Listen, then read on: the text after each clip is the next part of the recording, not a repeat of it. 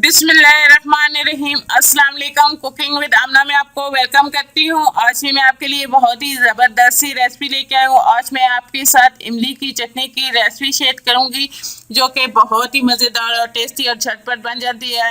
रमज़ान शरीफ में इमली की चटनी का यूज़ बहुत ज़्यादा होता है, दही बड़े, चने चाट और पकौड़ों समोसों के साथ। तो आज मैं आपके साथ इमली की चटनी की रेसिपी शेयर कर रही हूँ। यकीनन आपको मेरी ये वीडियो अच्छी लगेगी। मेरी वीडियोस को लाइक करें, अपने दोस्तों और फैमिली मेम्बर्स के साथ शेयर करें। अगर आप मेरे चैनल पे न्यू हैं तो मेरे चैनल को सब्सक्राइब कर लें और साथ लगे घंटी के बटन को दबा दें ताकि मेरे आने वाली हर नई रेसिपी की वीडियो सबसे पहले आपको मिले। तो आइए चलिए स्टार्ट करते हैं आज की ज़बरदस्त सी रेसिपी इमली की चटनी बनाना। बिस्मिल्लाहिर्रहमानिर्रहीम। इमली की चटनी बनाने के लिए मैंने आधा पाव इमली ली है। ये बिल्कुल फ्रेश और साफ़ है। तो इसमें गर्म पानी शामिल कर लेंगे। गर्म पानी से ये जल्दी से मेल्ट हो जाएगी और आसानी से जो है इसका गूदा जो है वो निकल जाएगा।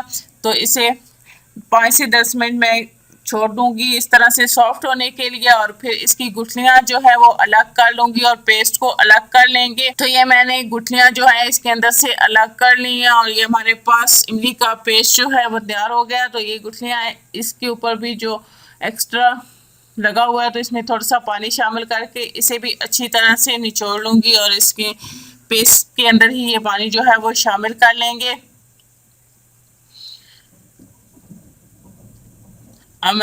और इसके बाद ये जो पेस्ट है इसको छान लेंगे क्योंकि इसके अंदर भी जो भी कचरा वगैरह बाकी एक्स्ट्रा है वो सारा भी साफ़ हो जाएगा और हमारे पास एक स्मूथ सा पेस्ट जो है वो आ जाएगा।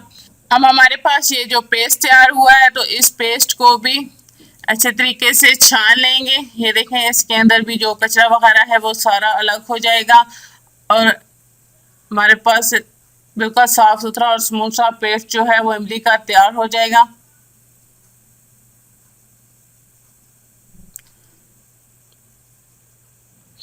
तो इस तरह से चम्मच की मदद से हिला के सारा पेस्ट जो है वो मैं छान लूँगी।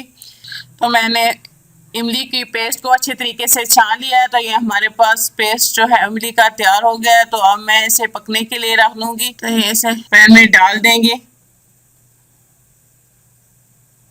और अब नेक्स्ट स्टेप पे चलते हैं और इसमें मसाले शामिल करते हैं। तो इसके लिए आधा कप चीनी मैंने ली है, तो आधा कप चीनी शामिल कर सकते हैं। इसके अलावा आप इसमें गुड़ या शक्कर का इस्तेमाल भी कर सकते हैं। मैं इसमें चीनी का इस्तेमाल कर रही हूँ। हाफ टी स्पून हम इसमें लाल कुटी हुई मिर्च शामिल करेंगे। हाफ टी स्पून लाल कश्मीरी मिर्च है, मैं कलर के लिए यूज कर रही हूँ, आप इसे स्किप भी कर सकते हैं। चुटकी नमक, हाफ टी स्पून इसमें भुना कुटा जीरा, और अब इन सारी चीज़ों को अच्छे तरीके से मिक्स कर लेंगे।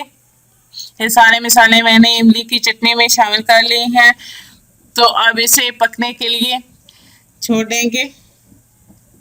5 से 6 से 7 मिनट इसे तेज़ आंच पे पकने देंगे गाढ़ा होने तक। इमली की चटनी को पकते हुए 6 से 7 मिनट हो चुके हैं और ये देखें आधे से कम रह गई है और ज़बरदस्त सी हमारी चटनी जो है ये तैयार हो गई है। ये देखें गाढ़ी हो चुकी है। अब जब ये ठंडी होगी तो ये मज़ीद गाढ़ी हो जाएगी। आप इसे पूरा रमज़ान जो है वो आराम से दही बड़ों, चने चाट और पकौड़ों समोसे के साथ इस्तेमाल कर सकते हैं।